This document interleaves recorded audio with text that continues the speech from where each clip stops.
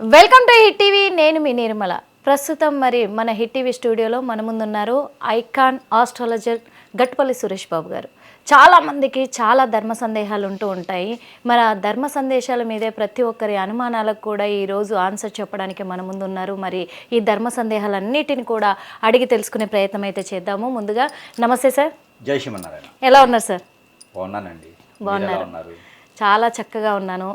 ఈ రోజున ఇప్పుడున్న ప్రస్తుత కాలంలో, ఈ కలియుగ కాలంలో మాత్రము సమాజం అంత ఫాస్ట్గా వెళ్ళిపోయి అన్న అక్రమాలకు పాల్పడుతున్నా కానీ ఒక అక్రమం చెయ్యాలన్నా ధర్మ సందేహమే, ఒక మంచి చేయాలన్నా ధర్మ సందేహమే. అది ఒక వయసుకి అంటే ఒక 15 సంవత్సరాల వరకు వచ్చిర్రు మనుషులు అనేసరికి అప్పటి నుంచే కొన్ని ధర్మ సందేహాలు మొదలవుతున్నాయి చాలామందికి. ఏ పని చేద్దామన్నా ఇది ఎలా చేయాలి అనే ఒక దాని మీద సందేహాలు ఏర్పడుతున్నాయి. అందుకే చాలా ఉన్నాయి అలాంటివి. మరి ముఖ్యంగా మీరు అన్నారు 15 సంవత్సరాలు 10 సంవత్సరాలని, అసలు వాస్తవంగా పుట్టక ముందు నుంచే ఏర్పడ్డాయి సందేహాలు. పుట్టక ముందే పిల్లవాడు పుడితే ఏమవుతాడో, పిల్ల పుడితే ఏమవుతుందో, మనం ఏం చేయాలి, డేట్ ఆఫ్ బర్త్ ఆ టైం బాగుందా, డేట్ బాగుందా చూసిన తర్వాతే పిల్లనో ఈ టైం పుడితే ఏమవుతుందో, ఏది ప్రెగ్నెన్సీ అవ్వక ముందే ఏ రోజు ప్రెగ్నెన్సీ అయితే ఏమవుతారని చెప్పి ఆ ప్రెగ్నెంట్ అవ్వడానికి కూడా ముహూర్తాలట. తెలీదు గురువు గారు, అంత ఇదిగా తయారైపోయింది, అంత టెక్నాలజీ డెవలప్ అయ్యింది. టెక్నాలజీ అని కాదులే కానీ అవేర్నెస్ రావడం గొప్ప విషయం. కానీ అతివృష్టి అనావృష్టి అంటారు కదా, మరీ ఎక్కువ అవడం అనేది దురదృష్టకరం. అది అతివృష్టి కింద వెళ్ళిపోతుంది. అందుకే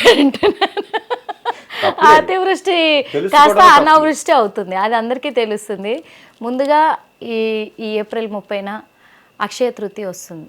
దీని గురించి కొంచెం చెప్పండి గురుగారు. అక్షయ తృతీయ అంటే మామూలుగా అంటే అందరూ ఇప్పుడు జనరేషన్ ప్రకారంగా ఇక్కడ ఉన్న నాలెడ్జ్ ప్రకారంగా ఏంటంటే ఇప్పుడు వీరు చేసేదానికి ఏంటంటే గోల్డ్, బంగారం కొనమని చెప్తారు, లేదా బంగారం కొనుక్కోమని చెప్తారు. వాళ్ళ పెద్దవాళ్ళు కూడా అవే చేస్తున్నారు కాబట్టి దశాబ్ద కాలంగా బంగారమే కొంటున్నారు. ఇది ఆసరాగా తీసుకొని కొన్ని షాపులలో కూడా పబ్లిసిటీ చేసుకోవడం, ఇదే అవకాశంగా వాళ్ళు కూడా బంగారం అమ్ముకోవడం లాంటిది బిజినెస్ కాబట్టి చేసుకుంటారు, పెట్టి చేసుకుంటా ఉంటారు. ఇది కామన్ థింగ్. కానీ అక్షయ తృతీయ రోజు చేయవలసినటువంటి పనులు ఇవి కాదు. అక్షయ తృతీయ రోజు దానం చేస్తే మంచిది. అలా అని చెప్పేసి ఏదైతే వాల్యూ ఉంటుందో ఆ వస్తువుని కొంటే మనకి తరతరాలు ఉంటుంది అని చెప్పేసి ఇప్పుడు అనుకుంటా ఉన్నారు. అక్షయ తృతీయ దేనికి చేస్తారు, దేనికి మూలం అంటే, మనకి దక్షిణాదిన కొన్ని రాజ్యాలు ఉండేవి ఒకప్పుడు దక్షిణాదిన కొన్ని రాజ్యాలు ఉండే. ఇప్పుడు రాష్ట్రాలు, దేశాలు ఇప్పుడైనాయి. ఒకప్పుడు రాజ్యాలు ఉండేవి. రాజ్యానికి రాజుగా పాలించేటువంటి వారు ఉండేవారు. అయితే ఆ కొన్ని రాజ్యాలు లేనటువంటి రాజ్యాలు కూడా ఉండేవి. అయితే దండెత్తేవారు. ఇప్పుడు యుద్ధాలు జరుగుతూ ఉన్నాయి. అప్పట్లో రాజ్యం మీద దండెత్తితే ఆ రాజ్యం కోల్పోయేసి వీళ్ళ చేతిలో పెట్టేస్తారు. ఇది ఒకప్పుడు కాలంలో మనకి జరిగేది. మన తెలంగాణ, ఆంధ్రప్రదేశ్ లో కూడా రజియాకర్లు ఇలా చేసే ఉండేవారు. అలానే రాజ్యాలు ఉండేవన్నమాట. అయితే ఈ దక్షిణాదిని ఇప్పటికి కూడా అనంత పద్మనాభ స్వామి ఆలయాల్లో కూడా నిధి నిక్షేపాలు ఉన్నాయి. మీ అందరికీ ఐడియా ఉంటుంది. ఇప్పటికి కూడా కొన్ని తీయలేదు.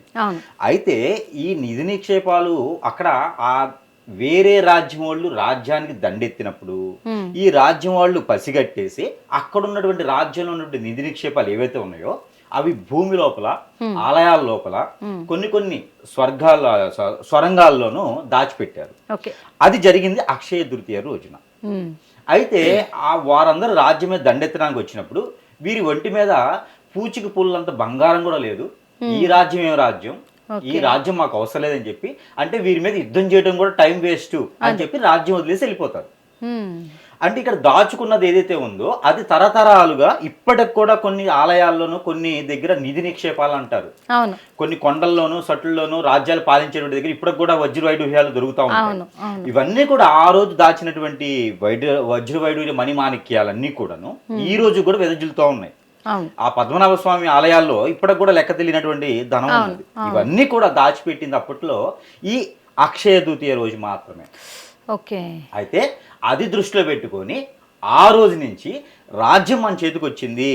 ఎవరు రాక్షసులు కానీ వేరే రాజ్యాలు కానీ మన రాజ్యమే దండెత్తిన కూడా మన రాజ్యాన్ని ఏం చేయలేకపోయారు అని చెప్పేసి ప్రాసిద్ధిగా ఆ ఒక అక్షయ తృతీయ అనే ఒక రోజుని ఒక అమ్మవారిగా పూజించుకుంటూ ఆ రాష్ట్రానికి సంబంధించిన అమ్మవారు, లేదా ఆ రాజు పూజించేటువంటి అమ్మవారు, అట్లా ఆ రాష్ట్రాలకి విధిగా పూజించుకుంటూ, అంటే అప్పుడు రాజ్యానికి సంబంధించిన అమ్మవార్లు ఉంటారు, ఇప్పుడు తెలంగాణ మాత, ఆంధ్ర మాత ఇట్లా ఉన్నారు కదా, అలానే పూజించుకుంటూ ఉండేవారు.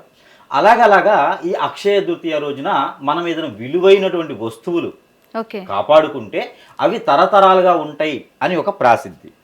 ఇప్పటికి కూడా ఆ పద్మనాభ ఆలయాలు ఉన్నాయి, ఇంకా కొన్ని దేవాలయాల్లో ఉన్నాయి, కొన్ని రాష్ట్రాలు అయితే ఇప్పుడు అవే సొమ్ముగా చేసుకొని బ్రతుకున్నటువంటి పరిస్థితులకు ఏర్పడ్డాయి కొన్ని దేశాల్లో అయితే ఈ రోజుల్లో. అయితే ఇదంతా కూడా జరిగింది అక్షయ తృతీయ రోజున. ఇది ప్రాసిద్ధి. రాను రానున్నటువంటి కాలంలో ఏమైంది అంటే మనుషులకు ఉన్నటువంటి విలువ తగ్గిపోయింది, డబ్బుకి బంగారానికి విలువ ఎక్కువ అవుతుంది. ఈ రోజులో అయితే భూమికి కూడా విలువ ఎక్కువగానే ఉంది. అందుకని అక్షయ తృతీయ రోజున కొన్నది ఏదైనా సరే అది శాశ్వతంగా తరతరాలు ఉంటుంది అనే ఒక ప్రాసిద్ధిలో ఈ బంగారం విలువైంది కాబట్టి ఈ బంగారం కొనడం అనేది మొదలుపెట్టారు. ఇది అక్షయ తృతీయ ప్రత్యేకత. అయితే ముఖ్యంగా ఇంకోటి ఏంటంటే ఈ అక్షయ తృతీయ రోజున చేసేటువంటి దానం ఏదైతే ఉందో ఇది 7 లోకాలు దాటి ఆ స్వామివారి ఒక పాదాల చెంతకు చేరేంత వరకు కూడా ఉంటుంది. ఇది అక్షయ తృతీయ ఒక ప్రత్యేకత కూడా.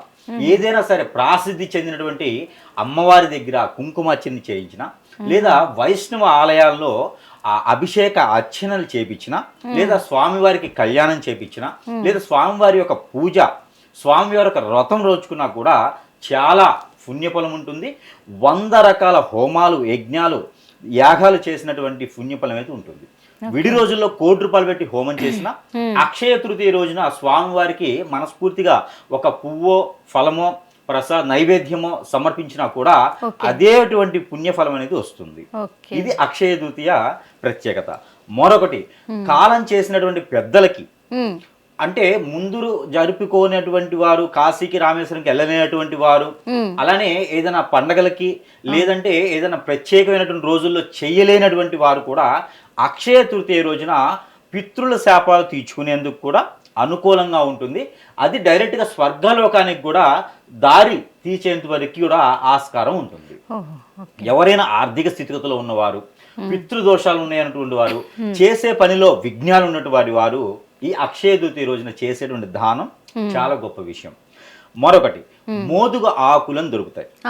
ఈ మోదుగ ఆకులు అంటే కొన్ని ప్రాంతాల్లో ఇడ్లీ ఆకులు అని అంటారు. ఇడ్లీ ఆకులు, విస్తరాకులు ఇలా ఉంటాయి. మనకి పూర్వకాలంలో మోదుగాకులు ఉంటాయి. ఇప్పుడు అన్ని ప్లాస్టిక్, పేపర్ ప్లేట్లే నడుస్తూ ఉన్నాయి. మోదుగాకులు అంటే మనకి ఉంటాయి ఆ కిరాణా షాప్ లో గానీ, మన పూజా సామాగ్రిలో కొన్ని పేర్లు ఇప్పటికీ అమ్ముతున్నారు.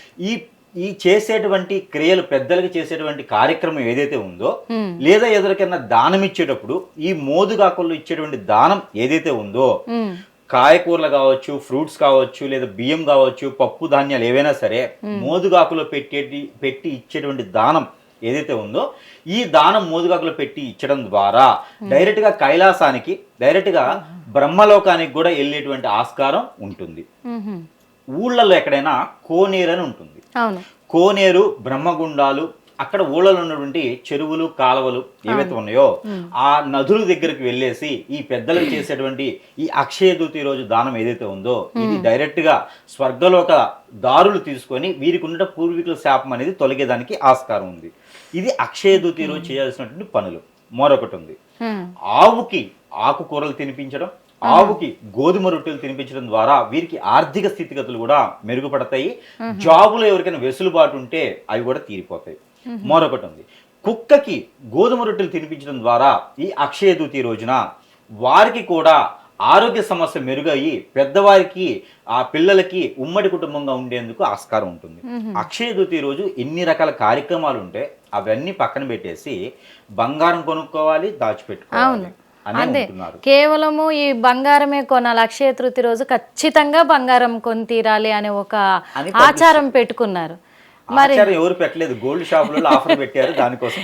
అది కూడా నిజమే. మీరు ఒక మాట కూడా చెప్పారు, వాస్తవంగా ఆ రోజు దానం చేస్తే చాలా మంచి జరుగుతుంది అని చెప్పారు. కానీ అందరు కూడా ఇప్పుడు ఏం నమ్మకంలో ఉన్నారంటే బంగారం కొనాలి అనే నమ్మకంతో ఉన్నారు. కానీ బంగారం కొనలేని స్థాయి లేని వాళ్ళకు కూడా కొన్ని పరిష్కారాలు చెప్పారు.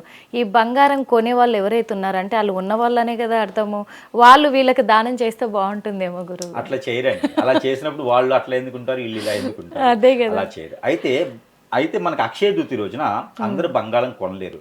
బంగారం కొని దాచేంతవంటి పుణ్యం ఏముండిద్ది అంటే మేడి చెట్టు, అలానే ఆ మర్రి చెట్టు, మేడి చెట్టు కానీ మర్రి చెట్టు కానీ అక్కడ ఈ 11 పోగులు దారం తీసుకొని 11 పోగులు దారం తీసుకోవాలి.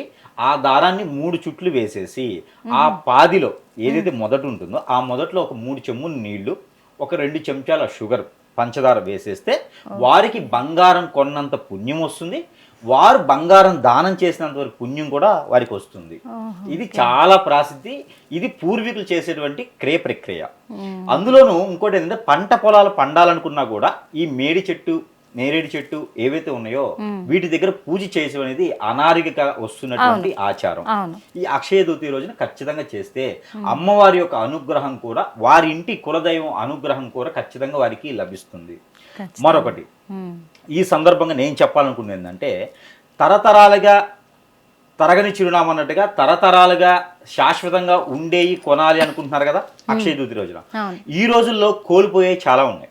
అవేంటంటే ఆప్యాయత, అనురాగం, ప్రేమ, ఇద్దరి మధ్యన కాంప్రమైజేషన్ లేదు, ఆ ఇద్దరి మధ్యన అనురాగం లేదు, పిల్లల మధ్యన పెద్దల మధ్యన ఏమి లేదు.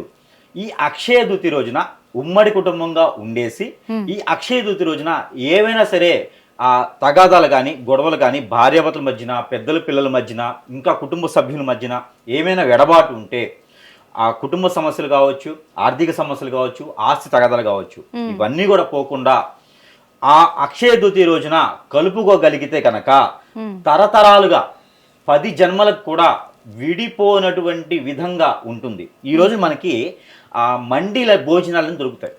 ఈ మండీ భోజనంలో ఏం చేస్తారంటే ఒక రకంగా సాంప్రదాయం చెప్పుకోవచ్చు. అది ఎవరి కంచం వారిది ఈ రోజుల్లోనూ ఒకటే కంచంలో ఎంతమంది ఉన్నా తింటున్నారు. అది చాలా ఒక రకంగా సాంప్రదాయం చెప్పుకోవచ్చు. అది అంటే భోజనం పక్కన పెట్టినా అది ఒక రకమైనటువంటి సాంప్రదాయం, కూర్చొని ఒకే దగ్గర తినడం అనేది. అలాంటి ఈ రోజులు వీళ్ళకి అర్థమయ్యే లాంగ్వేజ్లు ఏంటంటే ఉమ్మడి కుటుంబంగా ఒకే కంచంలో తినేటువంటి పరిస్థితులకి ఏర్పడాలి. ఈ రోజులు ఒకరికొకరు సంబంధం లేకుండా బయట వ్యక్తులే మన వ్యక్తులుగా మన ఇంట్లో విషయాలు తీసుకుని బయటకి చెప్పి మనం వారి చేతిలో మనం వెళ్ళిపోతున్నాం ఒక్కో సందర్భంలో.